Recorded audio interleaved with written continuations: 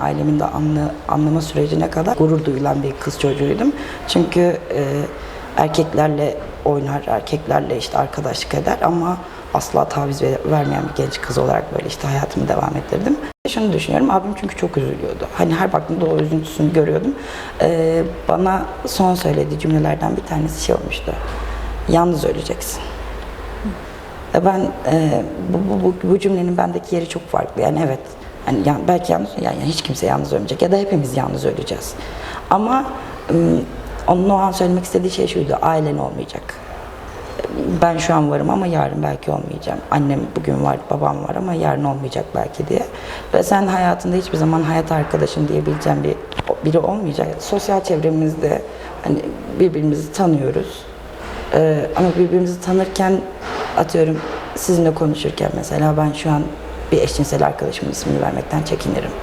Ya da başka bir arkadaşımla oturup sohbet ederken gayri ihtiyari acaba ismini ağzımdan kaçırırsam problem yaşar mı diye düşünüyorum. Çünkü hepimiz birbirimizi biliyoruz ama çevremizden gizliyoruz birçoğumuz. Yani bunu ben ya da birkaç arkadaşım yapabiliyorken birçok arkadaşımız yapamıyor. Çünkü ailesiyle birlikte yaşıyor, işinden korkuyor, çevresinden korkuyor. Bu korkulardan kaynaklı bir örgütlülük durumunun zaten olması mümkün olmayacak. Bir ortamda oturduğumuz zaman aramızda heteroseksüeller olduğunda bize işte normal denildiği zaman bence çok saçma. Biz de normal bir insanız, anormal asla değiliz. Bunu anormal olarak anlaşılması çok iğrenç bir durum. Şimdi şöyle, ilk başta ailemi açıkladığım zaman benim ailem o kadar şey değil, anlayabilecek bir aile değil. Söylediğimde hiçbir şey olmamış gibi hayatıma devam ettim. Tabii hayatımdaki kadınla tanıştırdım onları.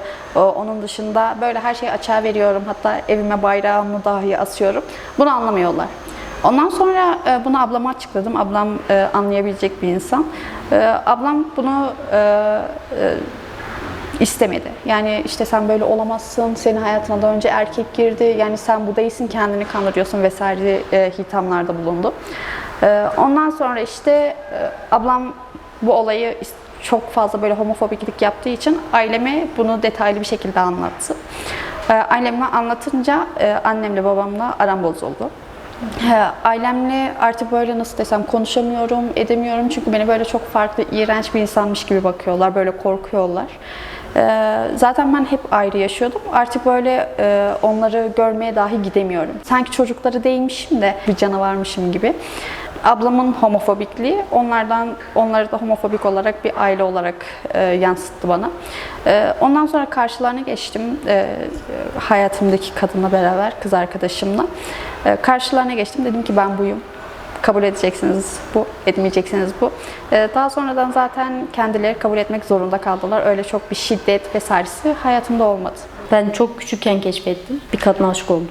8. sınıfta TEOG'a hazırlanıyorduk o zaman. Çok yoğun şekilde ilgi hissediyordum kadına karşı. 12. sınıfta, ben 8. sınıftım. Bilmiyorum, çok mutluydum. Ya içindeki o sevgi beni o kadar mutlu ediyordu ki. Sonra o benim gibi olmadığı için güle güle dedi. Benim ailem çok bir şiddet görmedim ailemden. Ablalarım çok destek oldu bana. Ben daha henüz kendimi kabul etmediğim dönemler biliyorlardı. Aslında farkındalardı. Sadece hiç yüzüme vurmuyorlardı. İşte karşıma geçip demiyordu işte sen böyle misin falan. Hiç öyle bir soru sorulmadı bana. Ya aslında ben görünür olduğumu düşünüyorum. Benim çorabıma kadar gökkuşağıdır. Kolyem gökkuşağıdır. Kendimi çok belli ederim ben. Bu durumdan da asla rahatsızlık duymam. Korkulacak bir şey yok. Tek kişi değiliz, çok kişiyiz. Alışın her yerdeyiz. Birey ya da bir yürüyüşü, onur yürüyüşünü vesairesi olmasını çok isterim. Çünkü en büyük hem bireyim hem de çok büyük bir destekçiyim de.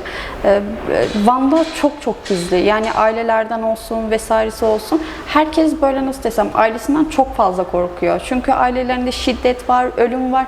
Ben bundan dolayı bir şey yapamıyorum. Yani etrafımızda görünür olabilecek 10 kişi ya da 15 kişi vardır ama ilerisi yok. Yani ben 15 kişiden hiçbir şey yapamam.